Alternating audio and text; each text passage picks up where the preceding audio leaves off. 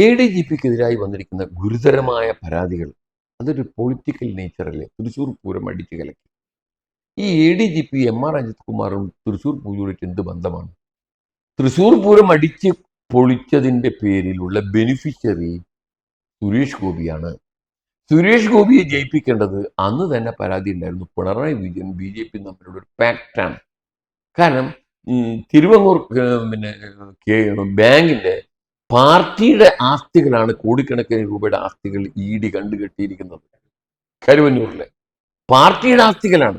അപ്പൊ ആ കേസിൽ നിന്ന് പാർട്ടിയെ കൈക്കലാക്കാൻ കേന്ദ്രത്തിലെ മൂടി ആളുകളെ വിരട്ടുന്നു, ആളുകളെ വിരട്ടി കൈക്കലാക്കുന്നു. അങ്ങനെ കേരളത്തിന്റെ ചരിത്രത്തിൽ ആദ്യമായി ഒരു BJPക്ക് ഒരു വിജയം ഉണ്ടാക്കി കൊടുത്തു. അപ്പൊ അതൊരു പൊളിറ്റിക്കൽ ഇഷ്യൂ ആണതിൽ. അല്ല, ഞാൻ പറയുന്നത് ഈ ADGPക്കെതിരെ വന്നിരിക്കുന്ന ആരോപണം എന്ന് പറയുന്നത് തൃശ്ശൂർ പൂരം പൊളിറ്റിക്കൽ ഇഷ്യൂ ആണ്. അതിൽ പ്രതിസ്ഥാനത്ത് മുഖ്യമന്ത്രിയാണ്. ADGP is only a facilitator. അപ്പൊ ADGP ചെയ്യുന്നതെല്ലാം ADGP MR Ajith Kumar minus Pinarayi Vijayan 0 അല്ലേ? പിണറായി വിജയന്റെ പിൻബലമില്ലാതെ, സഹായമില്ലാതെ, മുഖ്യമന്ത്രിയുടെ അധികാരമില്ലാതെ MR അജിത് കുമാർ എന്ന് പറയുന്ന ഒരു ഓർഡിനറി പോലീസ് ഓഫീസർക്ക് എന്ത് ചെയ്യാൻ പറ്റും? അയാൾ പൂരത്തിന് നേരെ തിരിഞ്ഞിട്ടുണ്ടെങ്കിൽ അദ്ദേഹത്തെ പ്രോസിക്യൂട്ട് ചെയ്യൂലേ, സസ്പെൻഡ് ചെയ്യൂലേ? തൃശ്ശൂർ പൂരം എന്ന് പറയുന്നത് ഒരു കമ്മ്യൂണിറ്റിന്റെ മാത്രമാണ്. സാംസ്കാരിക കേരളത്തിന്റെ ഉത്സവമാണ് തൃശ്ശൂർ പൂരം. തൃശ്ശൂർ പൂരം കാക്കിയുടുപ്പ് ധരിച്ച പോലീസുകാരൻ ഉപയോഗിച്ച് അടിച്ച് തകർത്ത് കലാപമുണ്ടാക്കി എന്ന് പറയുന്നാൽ അതിലും വലിയ കുറ്റകൃത്യം വേറെയുണ്ടോ? അതിന് ഉത്തരവാദി പിണറായി വിജയനല്ലേ? അദ്ദേഹത്തിന്റെ പൊളിറ്റിക്കൽ മൈലേജ് അല്ലേ അതുകൊണ്ട് മോഡിയുമായിട്ടുണ്ടാക്കിയ ഒരു അഡ്വാൻറ്റേജ് അദ്ദേഹത്തിനല്ലേ? അപ്പൊ ഈ വന്നിരിക്കുന്ന ഒട്ടുമുക്ക അതുകൊണ്ടാണ് ഇദ്ദേഹം ADGPയെ പ്രൊട്ടക്ട് ചെയ്യുന്നത്. ഞാൻ ചോദിക്കുന്നത്, ഈ ADGPക്കെതിരെ ഉയർന്നു വന്നിരിക്കുന്ന പരാതി, ഞാനതൊന്നും സത്യമാണെന്നോ കളവെന്നോ പറയുന്നത് ഒരു ഇൻഫർമേഷനാണ്, നോട്ട് ആരോപണം. ഒരു റോഡ് നിർമ്മാണത്തിൽ ക്രമക്കേട് നടന്നു, അത് ആരോപണമാണ്. മന്ത്രി അഴിമതി നടത്തിയ ആരോപണമാണ്. പക്ഷെ ഇവിടെ വന്നിരിക്കുന്നത് റെസ്പോൺസിബിളായ ഭരണകക്ഷിയുടെ MLA പുറത്തുവിട്ടിരിക്കുന്നത് വളരെ ഹീനകൃത്യങ്ങളെ കുറിച്ചിട്ടുള്ള ക്ലൂ ആണ്.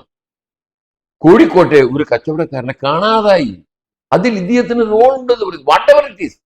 ഇപ്പൊ ഒരു പോലീസ് സ്റ്റേഷനിൽ പോയി ഒരു കുറ്റകൃത്യത്തിൽ ഇന്നയാൾക്ക് പങ്കുണ്ടെന്ന് പറഞ്ഞാൽ സ്വാഭാവികമായി പോലീസ് അദ്ദേഹത്തിന്റെ സ്റ്റേറ്റ്മെന്റ് റെക്കോർഡാക്കി അന്വേഷണം ആരംഭിക്കും.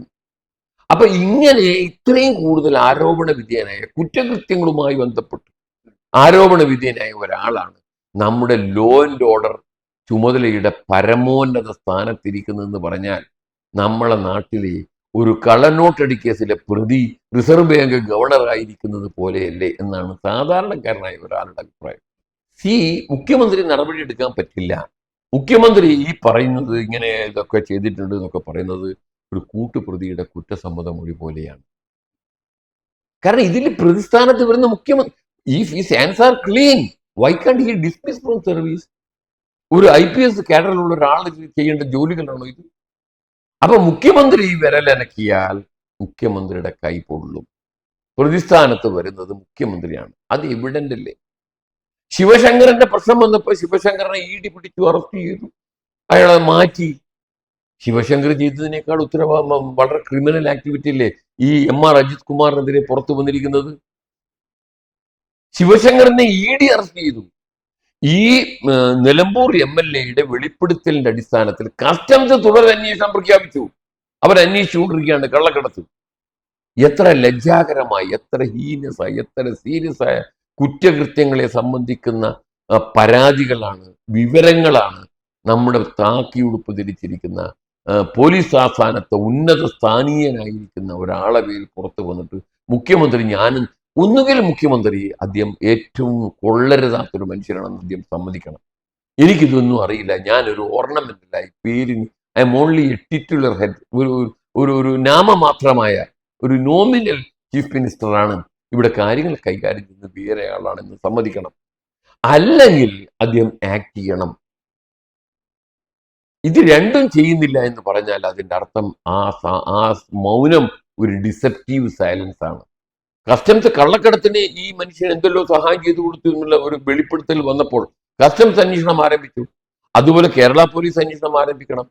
ആ ഓഫീസർക്കെതിരെ ഡിസ്പ്രപ്പോർഷനറ്റ് അസറ്റ് കാണിക്കുന്നതാണ്. വലിയ വീടെടുത്തിരിക്കുന്നു തിരുവനന്തപുരത്ത്, അദ്ദേഹത്തിന്റെ വരവിൽ കവിഞ്ഞതാണ്.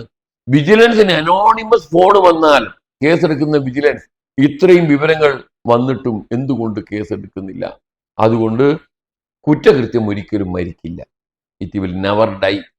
അതാണ് കേരളത്തിന്റെ, ഇന്ത്യയുടെ, നമ്മുടെ ഈ കേസന്വേഷണ വ്യവസ്ഥയെ, നമ്മുടെ ജുഡീഷ്യൽ സിസ്റ്റത്തിന്റെ, നമ്മുടെ നീതിന്യായ വ്യവസ്ഥയുടെ ചരിത്രം അതാണ്. കേരളം അതിന്റെ ഏറ്റവും നല്ല ഉദാഹരണമാണ്. 30 വർഷത്തിന് ശേഷമാണ് ഒരു വ്യാജ ഏറ്റുമുട്ടൽ കേസിൽ ഒരു IPS ഉദ്യോഗസ്ഥൻ ശിക്ഷിക്കപ്പെട്ട് ജയിലിൽ കിടക്കേണ്ടി വന്നത്.